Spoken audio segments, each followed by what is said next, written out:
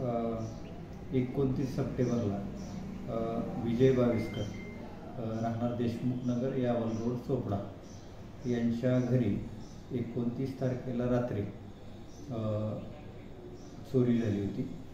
त्याच्यामध्ये काही सोन्या चांदीचे दागिने आणि मोबाईल असा मुद्देमाल चोरीला गेला होता।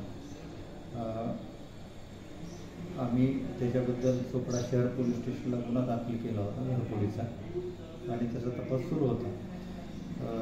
या तपासादरम्यान जे काही आम्हाला गोपनीय साक्षीदार यांच्यामार्फत जे आमची माहितगार आहेत त्यांच्याकडून माहिती मिळाली होती, तसेच अजून एक तांत्रिक विश्लेषण करून आम्ही एक आरोपी पॉईंट आउट केला होता आणि त्याचा शोध सुरू होता।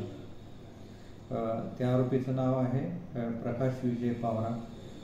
हा राहणारा तोरणमाळ तालुका धडगाव जिल्हा नंदुरबार या ठिकाणचा आहे। रेकॉर्डवरचा गुन्हेगार आहे। त्याच्यावर Shahada police station, Dondaicha police station या ठिकाणी भरपूर घरफोडीचे गुन्हे दाखल आहेत। आम्ही त्याला ताब्यात घेतलं, त्याच्याकडे सखोल विचारपूस केली तर त्याने आपली हे देशमुख नगरला राहणारे जे विजय बाविस्कर आहेत यांच्याकडे घरफोडी केल्याचं त्याने कबूल केलेलं आहे।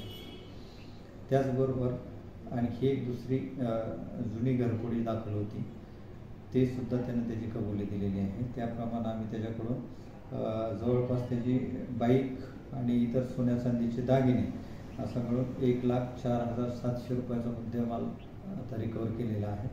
त्याला गुन्ह्यात अटक केलेली आहे आणि आणखीन सुद्धा त्यांनी या परिसरात काही गुन्हे केलेत का याच्याबद्दल त्याच्याकडे विचारपूस करणं चालू आहे।